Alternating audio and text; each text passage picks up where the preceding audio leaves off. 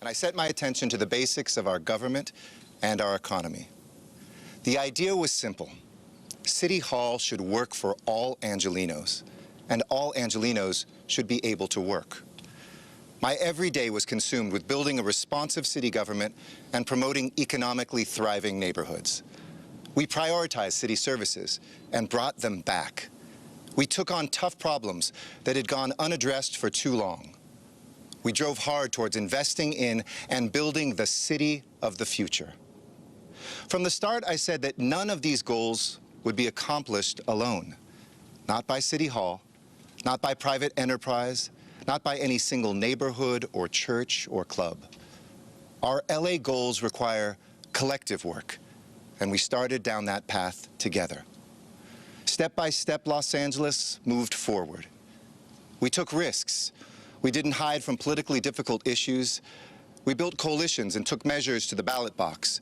And we inspired others across the state and even around the world to join us in this work. The results? We raised our minimum wage to $15 an hour, and others followed. We made community college free, and others followed. We saved the drop, reduced our water use, and secured water for the next generation. We made our buildings more earthquake-proof and launched an earthquake early warning app. We passed the largest transportation measure in U.S. history, passed the largest homeless housing initiative of any city. We chased Olympic gold and a home for the Lucas Museum, and won both. We cut our city's business tax and built its strongest fiscal reserve ever. We cut our emissions by 24% and launched LA's Green New Deal. We approved a train to planes at LAX. And we cleaned up the port while breaking cargo records. And we've paved more streets and sidewalks, replaced more pipes and power lines than we had seen in decades.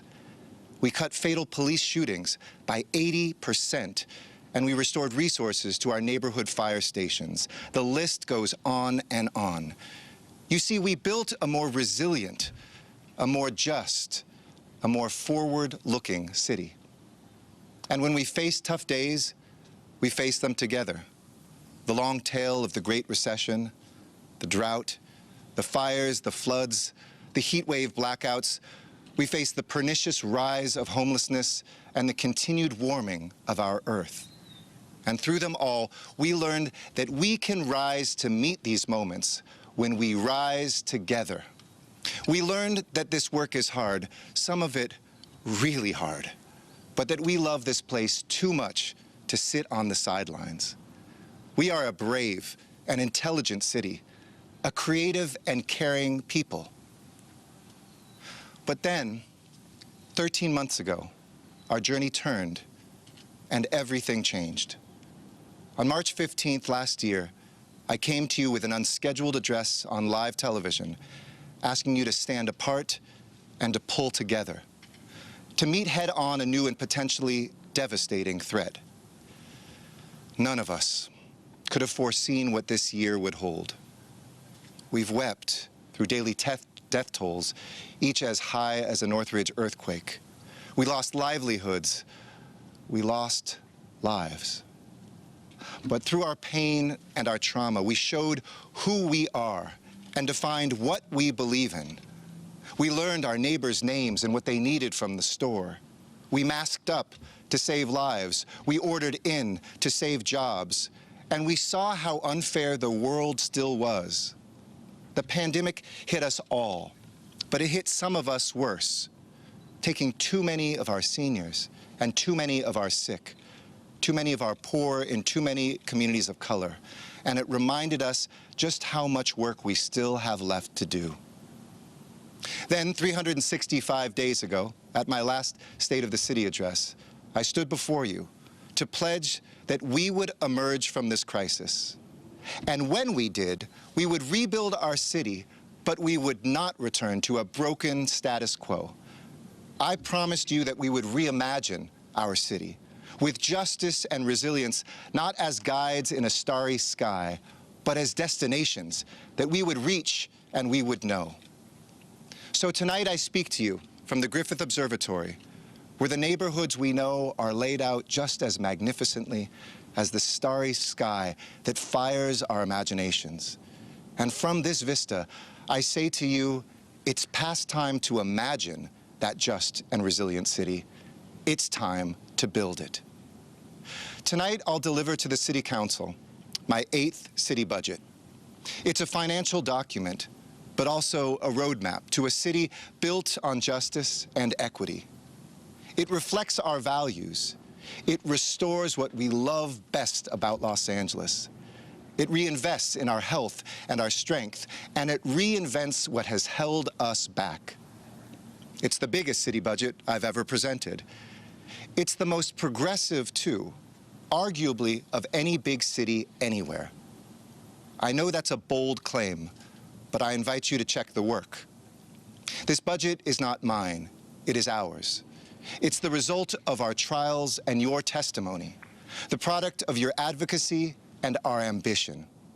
From community meetings to public comments, Zoom gatherings, to quiet conversations in the far corners of our city, you are its co-authors and co-owners. It belongs to each of us. So let's dig in and get to work. Job one in this budget, end this pandemic. My budget sets aside $75 million to deliver vaccines, testing, and PPE to all of our people in all of our neighborhoods. We know we can do this fast, and we know we can do it well, because at no point in this crisis did Los Angeles wait for permission to act. Throughout this year, we saw what had to happen, and we did it. Never mind that we don't have our own health department, that we had never administered tests or vaccines or procured PPE for hospitals or given out cash cards for groceries. This was no ordinary year. It was an extraordinary year that required extraordinary effort. We did what it took to save lives, from closing down businesses where people gather to requiring masks, to providing free testing to those without symptoms, to stocking our hospitals with PPE. We got there first, and we got it done, creating one of the country's biggest local testing operations and quickly converting it to one of the nation's largest local vaccination programs, directly putting as many as 26,000 shots in arms a day. And when we saw a racial gap in deaths, we eliminated it. Our collective spirit never flagged. Every clinician, every firefighter, every neighborhood volunteer and mutual aid group who stepped up and kept Angelenos fed and housed and tested and vaccinated has accelerated our return to the lives we love in a city we so dearly miss. We worked together. Now, that doesn't mean we always spoke in one voice. After all, this was a year of protest and passion, of anger and sorrow, of a demand shouted and chanted and written on cards and spoken at public comment that we must do better, that we could demand more from our state and federal partners, from our own city government, from ourselves. Our work starts now. And if job one is to end this pandemic, then job 2 and 3 and 4, for every day as long as I am your mayor, is that we demand and deliver justice. So to that end, tonight, I'm presenting to you a justice budget. A budget that invests in services for residents, infrastructure and cleanliness, arts and culture, an economic comeback, wealth building, safe neighborhoods, technology, and municipal operations. It starts with more than $1 billion invested in a movement to untangle the inequities that have strangled our city and our nation for decades. It includes $250 million to preserve the neighborhood and human services that weave our commonwealth, from trimmed trees and swept streets, from arts grants and erasing the digital divide, to youth employment. It starts to make up for the wrongs of the past by planting trees in neighborhoods that have been left too long to bake in the sun, and opening doors for youth in zip codes that too long slammed them shut. It dedicates $151 million more to programs and pilots to advance racial justice and economic progress, so we can light up every corner of our city that's been darkened by want or fear. It cleans our streets, empowers our youth, and brings home our unhoused. And it creates genuine safety and enduring prosperity. My friends, We are the generation of Angelenos who will beat this pandemic and lift up our young people. We are the generation of Angelenos who will make an unprecedented leap forward for racial justice. We are the generation of Angelenos who will leave behind a stronger, a fairer city for us all. We know COVID-19 has thrashed our economy. Many of LA's small businesses are gone. Many more just barely hanging on. Workers lost their hours and lost their jobs. Entrepreneurs lost their dreams. And neighborhoods lost their main streets. But just as we helped Los Angeles roar back out of the last recession more quickly than the state and more quickly than the nation, we're bringing that fighting spirit back because our economy is ready to roar. Businesses who want to open or reopen those doors, your city is going to have your back so that you can reopen, hire up, and spread the wealth. On our end, we will cut red tape. Tonight, I'm asking our City Council to pass an ordinance to cut by 90% the time it takes a restaurant to secure city approval for an alcohol permit, and to cut the cost of that permit by 70%. Next, let's cut fees, starting by letting restaurants defer $8,000 or more of expiring fees for 3 years. Then let's suspend valet and off-site parking requirements to help restaurants save up to $10,000. And in a city whose unofficial motto is 72 and sunny, let's make al fresco dining permanent, including nearly $2 million in grants for restaurants in low-income neighborhoods to set up permanent parklets for outdoor dining. And let's move all of LA's businesses into the 21st century and help them get online. The LA Optimized program will connect 1,000 small businesses to the transformed post-pandemic digital marketplace by providing website assistance, branding, and marketing assets to them for free. And let's get LA's small businesses the cash they need to open up and thrive. That's why tonight, I'm announcing a $25 million program to write comeback checks of $5,000 to 5,000 businesses. This money will help LA businesses roar back. You need some new equipment? Check. Need to pay off debt? Check. Need to make the first month of payroll? Check. Comeback checks will catalyze our main streets and will focus them where our city took the biggest hits, from South LA to East LA to the Northeast San Fernando Valley. And how about street vendors? There's no LA love quite like our love affair with street food, but that doesn't make life any easier if you're the one with the cart. Here's what will.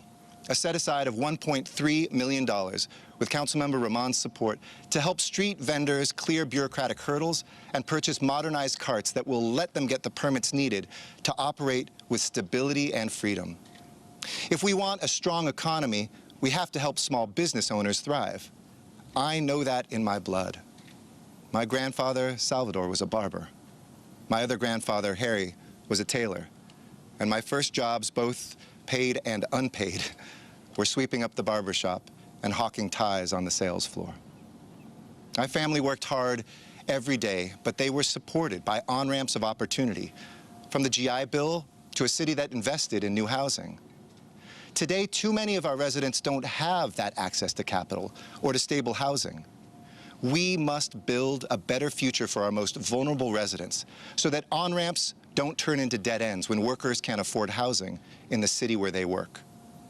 A year ago, we saw an eviction tsunami bearing down on us. While others debated, we took swift action, keeping people housed, passing one of the first eviction moratoriums in the United States. Next, we raised tens of millions of dollars privately while we waited for government so we could help Angelenos pay their rent. And then we built the largest emergency rental assistance program of any city in the country with government funds. And together, we've already distributed over $200 million in direct assistance to Angelenos to pay for rent, utilities, and the basics. Now, in Phase 2, LA's Emergency Rental Assistance Program is putting another $235 million in the hands of Angelenos. Together, these efforts will help pay the rent of nearly 100,000 households that couldn't. You heard that right, 100,000 households. Today, I'm proud to announce that we're going to double down again. This summer, our city will put another $300 million in aid from the American Rescue Plan into the hands of Angelenos. Money we can finally use to cover more rent and pay down more mortgages and utilities for both renters and homeowners. Together, these efforts represent more than $700 million in direct assistance to Angelenos when they need it most. But the pandemic didn't start our housing crisis, and our success in eliminating so much rent won't end it. Loving Los Angeles means facing the bitter truth about our past, that maps of our city were drawn to protect the wealth of white people and destroy the wealth of black people and other people of color. Redlining and exclusionary zoning resulted in a city where today black and Mexican origin families hold 1/90th the wealth of white families on average.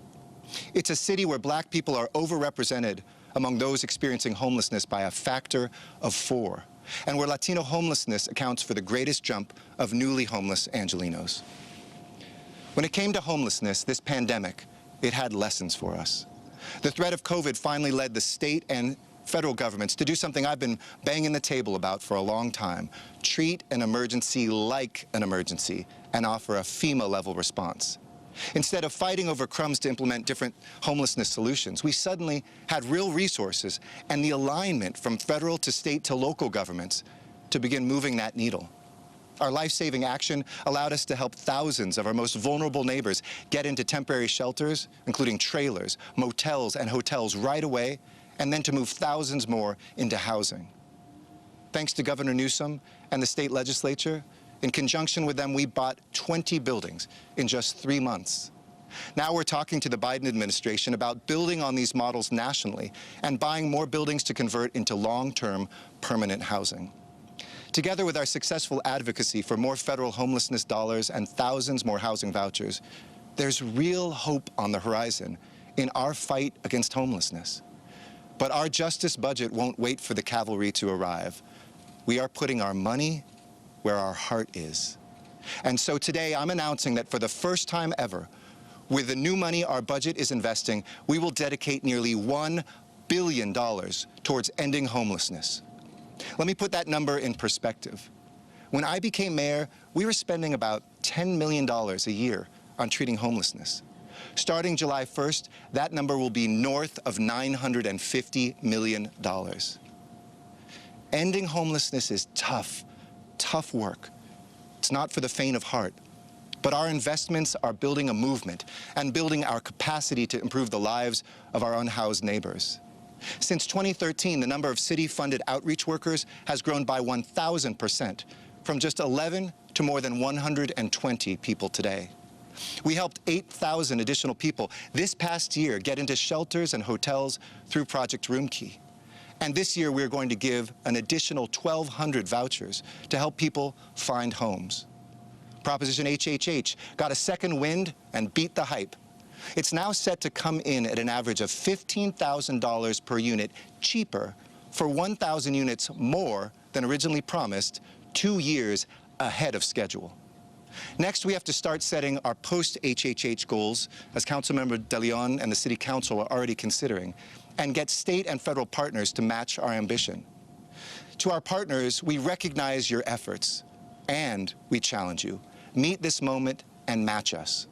Specifically, California's big city mayors and cities are calling on our state to invest $16 billion of its surplus in housing and services for California cities over the next 4 years, on our way to a permanent source of state funding, as I and Councilmember Ridley Thomas have been advocating.